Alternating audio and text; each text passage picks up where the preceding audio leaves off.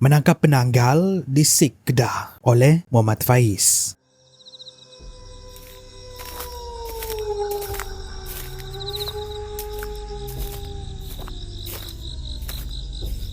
Apa yang aku akan ceritakan ini bukanlah cerita dongeng ataupun cerita rekaan. Ini adalah sebuah kisah benar yang terjadi di depan mata aku sendiri. Semuanya bermula pada satu malam.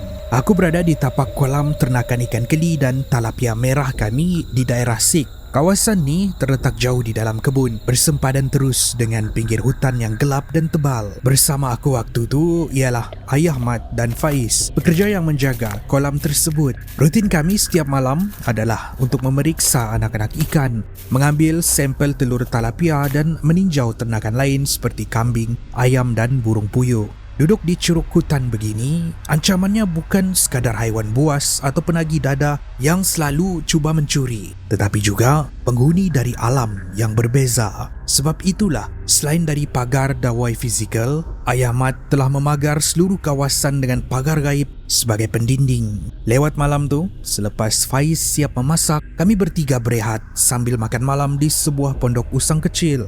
Aku kata dengan ayah, "Ayah, aku rasa malam ni mungkin tak ada lagi penagih yang berani masuk lepas apa yang jadi semalam." Kata ayah, "Mungkin, tapi kita tetap berjaga-jaga. Mereka ni kadang-kadang lebih cekap dari yang kita sangka." Sedang kami rancak berbual, perbualan kami tiba-tiba mati. Sayup-sayup terdengar bunyi ayam berkokok dari arah reban, kira-kira 15 meter dari pondok kami. Bunyinya ganjil, meleret dan tidak seperti kokokan ayam biasa. Waktu ni aku dah rasa tak sedap hati. Hampir aku bangun untuk memeriksa bunyi tersebut. Ayah Mat kata, "Nanti jangan pergi sendiri ke situ, bahaya. Kita pergi sama-sama." Kami berdua bangun dan menuju ke arah bunyi itu yang terletak berdekatan dengan kandang. Suasana di sana sunyi sepi. Aku kata, tak ada apa pun. Tapi bunyi ayam tu lain macam. Ayah Mat merenung ke arah rimbunan hutan. Katanya, mungkin ada benda yang terjadi malam ni. Ayah rasa ada sesuatu yang di dalam perjalanan kemari. Aku bila dengar ayah kata macam tu, aku dah mula meremang bulu roma. Aku tak tanya banyak. Ayah melangkah kembali ke pokok diikuti oleh aku di belakang dia. Faiz yang menunggu di situ memandang kami dengan wajah kebingungan. Faiz cuba tanya apa yang kami nampak. Aku nak bagi tahu pun tak tahu nak cerita apa. Kami tak jumpa apa-apa di situ. Tiba-tiba, Ayah Mat berdiri tegak menghadap keluar pondok. Matanya terpejam rapat, palanya lurus ke depan dan mulutnya pantas terkumat kamit membaca sesuatu. Udara malam tu terasa lebih sejuk dari biasa. Bisik Ayah Mat dengan nada keras dan tegang. "Semua masuk dalam pondok. Jangan keluar dan jangan tegur walau apa bunyi yang kamu dengar. Masuk." Kami akur tanpa banyak soal. Daripada duduk di luar pondok, kami masuk ke dalam. Aku dan Faiz tak banyak tanya. Kami masuk ke dalam pondok, tak tahu apa yang jadi. Yang kedengaran hanyalah bunyi malam yang sangat sunyi.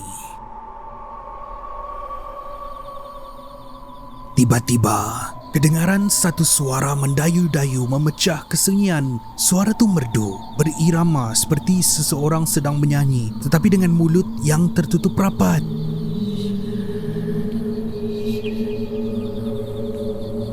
Nadanya lembut tapi cukup untuk membuatkan bulu roma kami meremang. Faiz berbisik, katanya, "Suara apa tu? Sedapnya suara dia." Ayah Mat sergah, katanya, "Diam, baca ayat kursi." Kami terus memejamkan mata, membaca ayat kursi serta ayat pelindung yang lain sebelum meniup ke tapak tangan dan menyapu ke seluruh badan. Apa yang Ayah Mat bagi tahu kami semasa kami bertiga di dalam pondok tu, katanya, itu suara penanggal cari makan. Sesiapa yang menegur, pasti dia akan cari dan hisap darah orang tu. Kami terdiam kaku. Penanggal tu mula terbang mengelilingi kawasan pondok. Dengan izin Allah, pagar gaib yang dipasang Ayah Mat menghalangnya daripada melihat kami. Tapi telinga dia masih boleh menangkap suara dari dalam.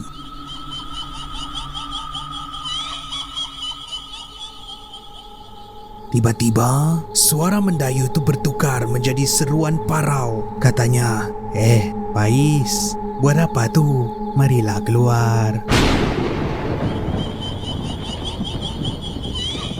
Di sinilah kami bertiga terkejut. Macam mana dia tahu nama Faiz? Adakah selama ni dia memerhati dari jauh? Keadaan di luar semakin menggila. Angin semakin kencang. Sesuatu yang berlegar-legar di udara kedengaran mengelilingi pondok kami. Seakan cuba mencari jalan menembusi pagar gaib kami. Ayah Mat bersuara lagi. Itulah, dah pesan jangan tegur. Penanggal ni bukan jin. Ini manusia biasa yang menuntut ilmu hitam. Ilmu laknatullah. Ayah memandang Faiz, katanya, kamu tidur, jangan keluar walau apa yang terjadi. Kemudian ayah melihat aku, katanya, kau ikut ayah, kita kena selesaikan benda ni secepat yang mungkin. Ayah tidak mahu Faiz menjadi mangsa. Apa tidaknya dia waktu tu muda lagi. Tambahan lagi benda tu memanggil nama dia. Ayah mengambil sehelai kain hitam, mulutnya berkumat kamit membaca sesuatu sebelum dia meniup ke arah kain tu. Dia ikat kain tu di kepala, persis seorang pesilat.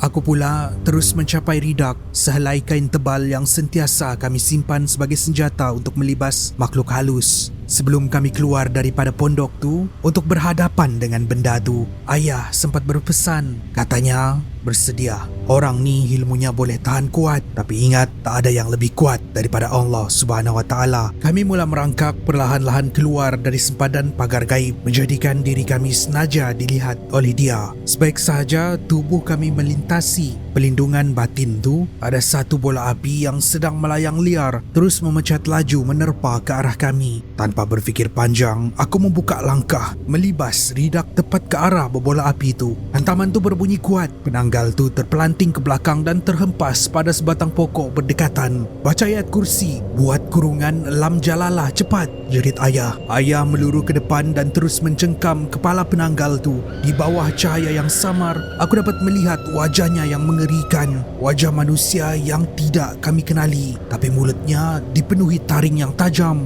bersambung dengan urat dan isi perut yang berlendir. Aku segera membaca ayat dan mengurung makhluk tu dengan dinding batin lam jalalah. Ia terus terkunci, hilang keupayaan untuk terbang melarikan diri. Jerkah ayah Mat, katanya, kau jangan ganggu kawasan aku. Apa tujuan kau datang kemari? Benda tu menjawab, merengek, katanya, aku lapar. Aku nak cari darah ayam, darah katak, darah anak dara dan teruna untuk santapan aku. Aku pula kata, aku tahu apa tujuan kau menuntut ilmu ni. Kau nak jadi kuat? Kau nak membalas dendam dengan orang kan? Makhluk tu kata, ya, aku nak balas dendam pada orang yang perlekehkan aku dulu. Ayah Mat tak tunggu lama, dia terus melaungkan ayat-ayat pembakar jin. Maka penanggal tu melolong kesakitan, tubuhnya seolah-olah berasap. Ayah Mat kemudian bersuara, katanya, wahai manusia bertopengkan syaitan, takutlah kau kepada Allah. Kalau kau tak nak mati di sini, jangan pernah datang dan ganggu penduduk kampung ni lagi. Faham? Keluar kau dari sini sejauh mungkin. Kalau tak, ilmu kau aku bakar jadi debu. Benda tu pun berlalu pergi, merintih kesakitan.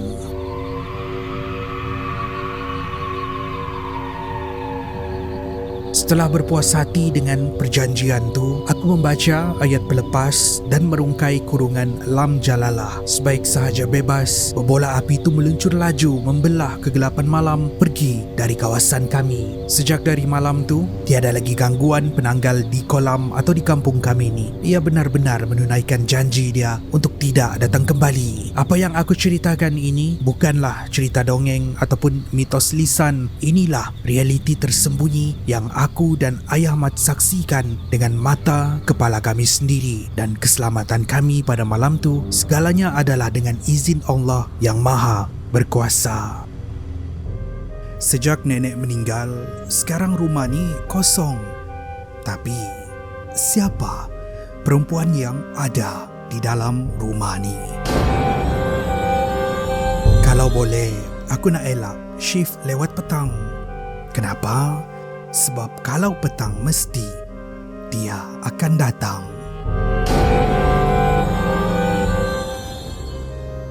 Kenapa dia orang suruh jaga kawasan tebiar ni, walhal tempat ni memang sudah ada penjaga? Aku kalau lalu dekat bangunan kosong tu, mesti ada pengikut. Setiap orang ada cerita. Ceritakan dengan kami. Di aplikasi perkongsian interaktif Ceritakan boleh dimuat turun di Google Play dan App Store. Ceritakan, kongsi, baca dan undi.